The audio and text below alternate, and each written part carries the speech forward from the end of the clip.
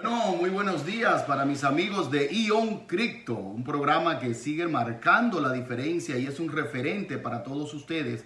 Poder aprender un poco más de lo que está pasando en lo que es la economía global, en ese globalismo. Ahora que se acerca la reunión del G7 y vimos realmente como una especie de propaganda, pre-campaña del presidente Biden diciendo que no va a ir a Japón porque él está muy identificado con que se resuelva, se solucione y se presenta como ese filántropo realmente importante en el mundo para resolver el problema de la crisis que hoy tenemos en los Estados Unidos, que es el incremento del techo de la deuda, cerca de unos 32.4 trillones de dólares en los Estados Unidos, y la diferencia entre el Congreso liderado por los republicanos McCarthy y Joe Biden, que deben ponerse de acuerdo. Estamos hablando, señores, de una mínima cifra de reducción del presupuesto fiscal de 60 billones de dólares.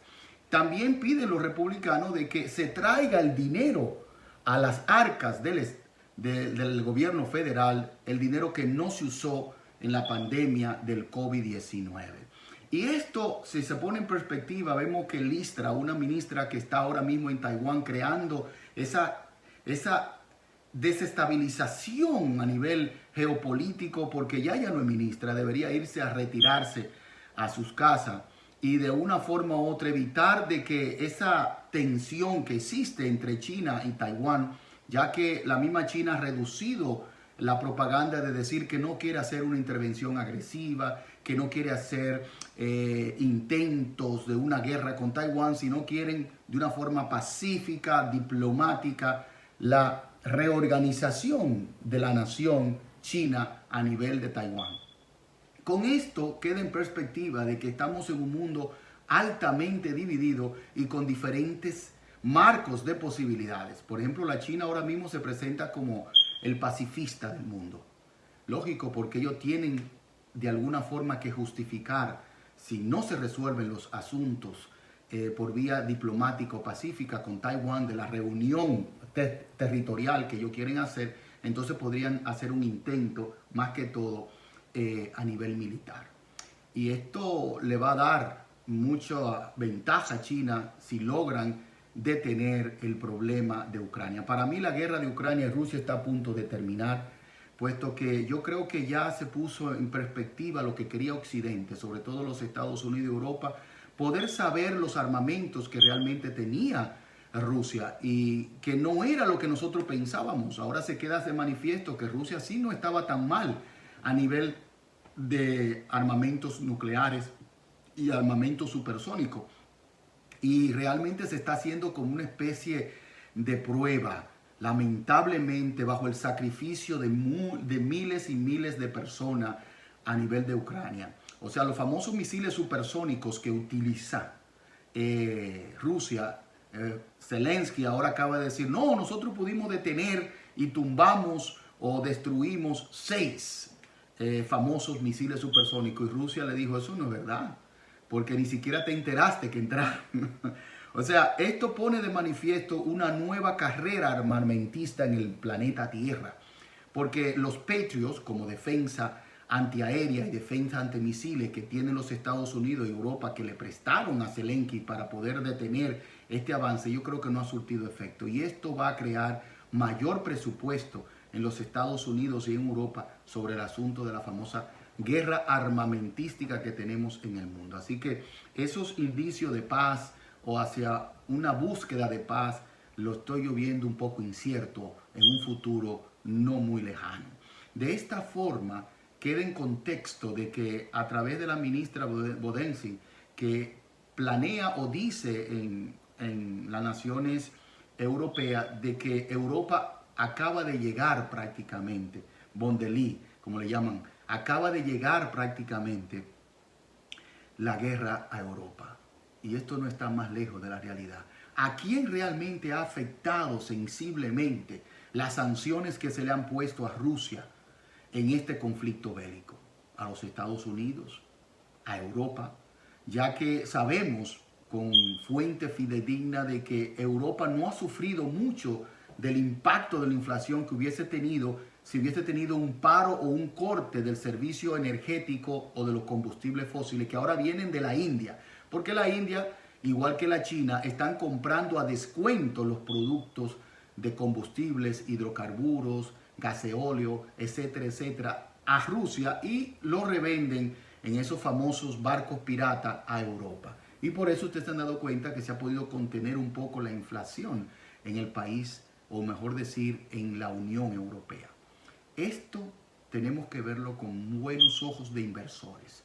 Ahora mismo Joe Biden decide de no ir a Japón, interrumpir su viaje que lo tenía programado esta semana, porque dice que tiene que dedicarse a lo que podría ser la catástrofe mundial del famoso techo de la deuda de los Estados Unidos.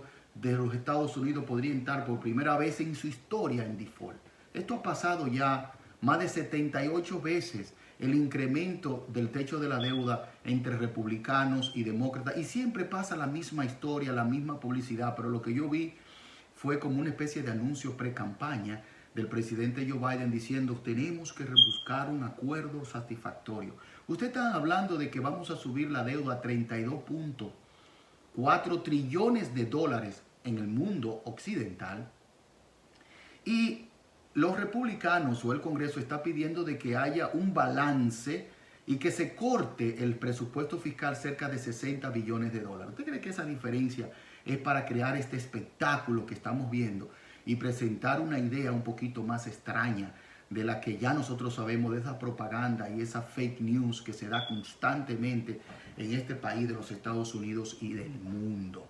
Entonces yo sí creo que va a haber un acuerdo no muy lejano, posiblemente este viernes o posiblemente la semana que viene. Estamos hablando en el día de hoy que estamos a mayo 17. Para mí no llega el viernes o quizá la semana que viene. Ese acuerdo se va a dar y de seguro que va a haber un incremento del techo de la deuda, porque esto es una especie de propaganda de ambos partidos para darnos a nosotros a conocer lo que podría ser nuevamente el aumento de la inflación, porque hay que imprimir más dólares si subimos el techo de la deuda. Y esto va a ser, como acaba de anunciar el catastrofista Joe Diamond, que dice, bueno, hay posibilidad de que los intereses de la deuda pública suban cerca de 6% en los Estados Unidos.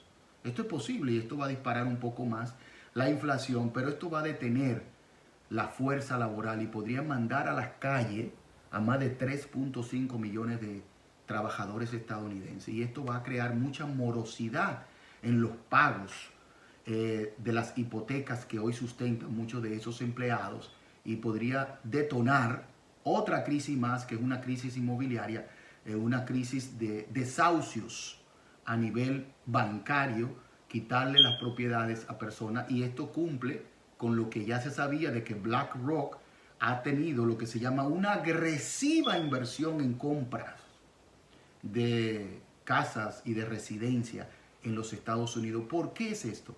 Porque quieren que la gente pierda sus casas, aumentan los precios de las casas de una forma desorbitante para que ellos pudieran controlar los alquileres y de esta forma poder controlar mucho mejor a la población. Señores, estamos viendo la destrucción total de la clase media, no solamente en los Estados Unidos, sino en Europa y en todas partes. O sea, hay un incremento específicamente de las deudas. Hay una crisis de deuda mundial, incluyendo a la China, a Europa, a los Estados Unidos, a todas partes del mundo. Pero nosotros le estamos dando la oportunidad a la India convertirse prácticamente en la tercera nación más grande a nivel económico del mundo. ¿Por qué hacemos esto? Porque con las sanciones que se le pone a Rusia, estamos mejorando realmente la economía de la India. Y esto le llamo yo intervencionismo monetario, que ha dejado a la Unión Europea como un muerto viviente. Los bancos sistémicos, como los grandes bancos, el Deutsche Bank, el Credit Suisse, que han tenido serios problemas, han perdido más del 60% de su valor en bolsa. ¿Ustedes sabían esto? En los últimos 15 años. Entonces los bancos sistémicos, como se dice en los Estados Unidos, es too big to fail, o sea, son muy grandes para caer. Y tuvimos aquí ya la trágica noticia de que el Silicon Valley, el First Republican Bank, y de esa cantidad de bancos o instituciones financieras que hay en los Estados Unidos, cerca de 5,000, podría estar más del 50% en serios problemas de liquidez en los Estados Unidos. Esto podría traer serios problemas. Por eso es lo que dice Joe Diamond, que él dice, que es el CEO del JP Morgan, dice, hay posibilidad de que la Reserva Federal vaya a incrementar los intereses de las deudas a 6%, detonando definitivamente la economía mundial y creando serios trastornos. Porque ya sabemos que hay bancos como por ejemplo el Chase, el Deutsche Bank, el Bank of America, Morgan Stanley, Royal Bank of Canada, Mitsubishi Bank, ING Bank de Suiza, Wells Fargo, Citigroup, Bank Santander, Credit Suisse, Barclays, UBS, Bank of China, BNP de Paribas, Goldman Sachs, Industrial Bank of China, Standard Chartered Bank. Hay muchísimos, casi 30 bancos que están en la lista de problemas serios en su liquidez. No que se van a ir a bancarrota, porque estos son los famosos bancos sistémicos too big to fail. Ahora bien, la economía mundial está en serias situaciones. ¿Qué es lo que yo creo que va a pasar? Si se hace, de seguro que se va a dar el incremento del techo de la deuda, van a llegar a un acuerdo. Eso es imposible que dejen que este país se vaya a default. Número uno. Viene la propaganda que acaban de hacer los dos partidos, tanto el Partido Republicano por un lado como el Partido Demócrata por el otro lado. Ahora se presenta Joe Biden como ese gran benefactor de la humanidad porque hizo que no se fuera a pique el mundo entero a nivel económico. Esto ha pasado ya 78 veces en los Estados Unidos, o sea que pasa la misma historia, la misma propaganda, la misma escenografía. O sea, el concepto histriónico en los Estados Unidos se desarrolla muchísimo, específicamente cuando le quieren controlar el gasto fiscal, cuando le quieren controlar su sistema monetario y sobre todo su política monetaria y geopolítica que no ha funcionado en los últimos años. Ahora bien, tú tienes dos representantes a nivel de lo que es la economía mundial como banco que prestan dinero, que es el Banco Mundial, que más que todo financia situaciones, y el FMI, que es el Fondo Monetario Internacional, que presta dinero. O sea, uno financia desarrollo, financia proyectos públicos y privados, pero el Fondo Monetario Internacional presta dinero en contra de las garantías soberanas para impulsar de alguna forma grandes cambios en el sistema fiduciario del mundo. Y sus principales componentes, porque estos dos organismos que están en Washington, D.C., porque ahí que la gente no entiende que la desdolarización no es un asunto tan fácil. Si tú tienes los dos representantes que tienen que ver con los préstamos a nivel de los países y los bancos centrales del mundo que prestan en dólar, aquí hay muchos problemas. Yo creo que la desdolarización no se va a dar así tan fácil. Podemos perder si seguimos con esta política insulsa, mala orquestada que tenemos en la Casa Blanca en estos momentos. Podríamos perder sobre un 12% del valor de reserva del dólar en el mundo y de la moneda con mayor uso a nivel mundial en los próximos 10 a 12 años. Para mí es un concepto muy personal. Ahora bien, el problema de estos dos grandes, tanto el Banco Mundial como el Fondo Monetario Internacional, están impulsando cambios importantes en la demografía, en la riqueza, en la pobreza, en la famosa cancelación de la cultura, que eso va en contra de la identidad cultural, de la familia y sobre todo de la soberanía de los países. Esa famosa teoría del racismo crítico que se vende en todas partes del mundo y sobre todo en los Estados Unidos, vamos a la vanguardia. La tecnología y el famoso cambio climático, que ahora ya se ha convertido esto más bien en un culto que en una realidad. Y les voy a explicar por qué es un culto. Ahora tenemos problemas de que se están calentando los mares. ¿Por qué se están calentando los mares?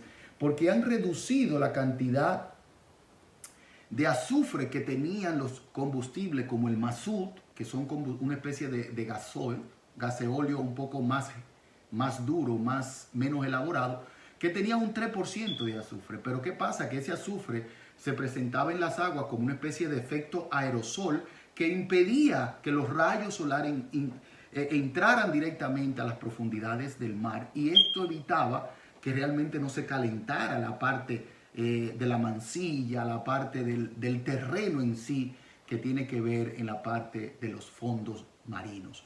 Ahora bien, ahora se está calentando. ¿Por qué? Porque al reducirlo a un 0.5% ya ese efecto aerosol no se da. Entonces, ¿quiénes fueron? Ahí está la famosa IPP, que es el grupo que dirige los famosos expertos de las Naciones Unidas que son los que más saben de la climatología, los que más saben del medio ambiente. Sin embargo, cometen errores tan infantiles que nos hacen más daño. Ahora se entiende de que esto puede provocar más calentamiento en el sistema global que lo que producen los famosos efectos invernaderos, los famosos 4 gases, estos que crean un corcho que no permite que los rayos entren y que más o menos como que lo atrapa en cierta zona de la atmósfera e impide y hace que se genere mayor calor.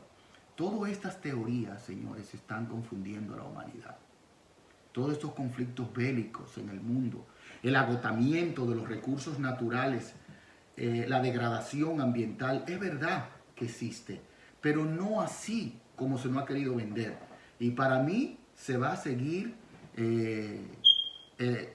trabajando con petróleo, se va a seguir incursionando en el sector petróleo, en el sector hidrocarburo.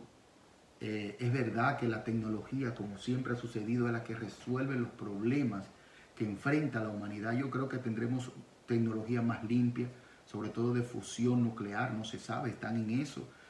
Podrían usar el famoso hidrógeno verde, el famoso hidrógeno azul. Hay muchas tecnologías que podrían revolucionar el mundo a nivel energético, que es uno de los principales problemas que causa la disrupción de todos los rubros industriales que hoy conocemos. El transporte, la cadena de distribución, la entrega de los productos, los mismos fertilizantes que se utilizan para cultivar los productos que hoy tenemos. Esto de por sí está acelerando el crecimiento distorsionado de una economía con el término sostenible, que para mí la sostenibilidad tiene mucho más de inclusión y de todo este tipo de ideología que hoy está gobernando al mundo. Así que los países en desarrollo deben afrontar una variedad enorme de desafíos subyacentes relacionados ellos entre sí. Tú tienes muchas crisis que se están detonando una tras otra, creando el famoso efecto dominó. Había una teoría muy interesante del crecimiento de la productividad, el famoso modelo de Solow, de Robert Solow, un norteamericano nacido en Brooklyn, donde él decía y explicaba en marco teórico la diferencia entre los países y su rentabilidad y por qué hay países que tienen modelos de producción mucho mejores y más eficientes que otros países. Y esto creó todo un modelo, un tipo de cosas.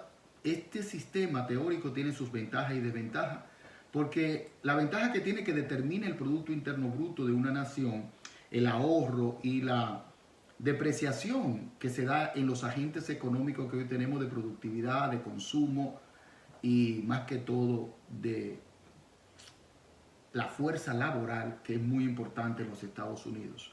Entonces yo opino, y una de las ventajas que tenía este modelo es que no puede determinar en sí la productividad, simplemente no puede adaptar el modelo a lo que sucede en muchos países, porque hay diferentes formas de interpretar la productividad en el mundo.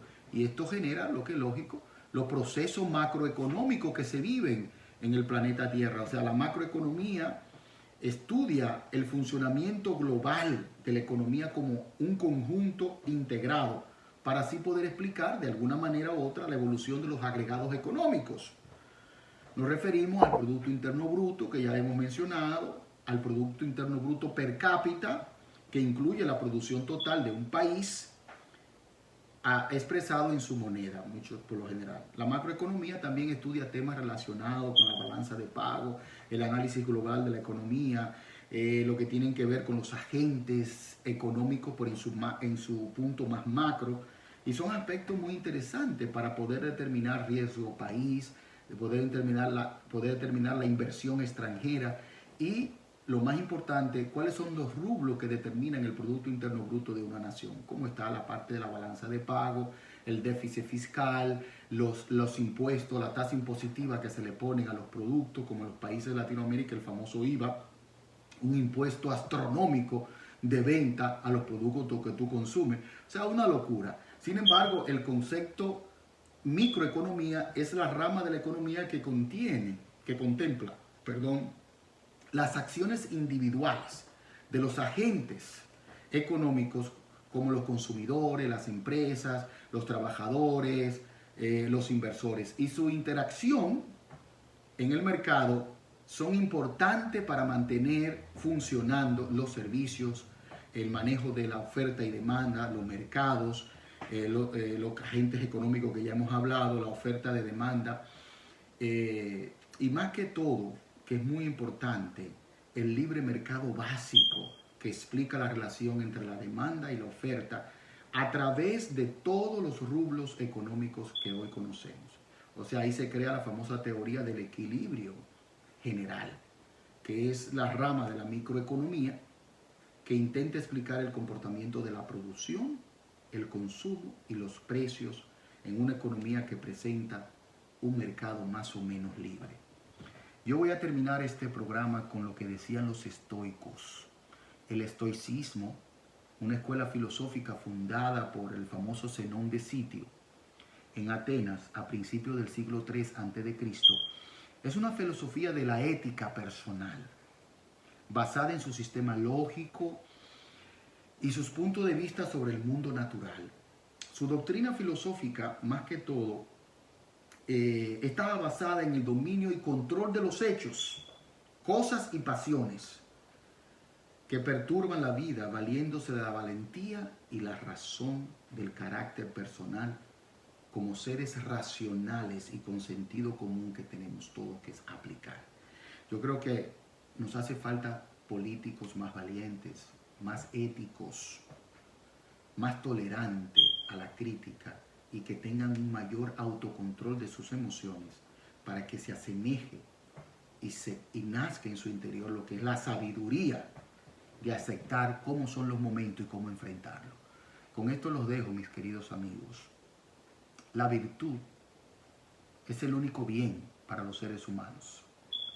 Que esas cosas externas que a veces nosotros las necesitamos para vivir son neutras, pero tu cerebro, tu pensamiento crítico, tu corazón, tus valores, tu identidad cultural, tus credos, tu religión, tu espiritualidad, no puede ser enajenada, no puede ser alienada, no puede ser sacada de este espectáculo individual que se llama ser humano.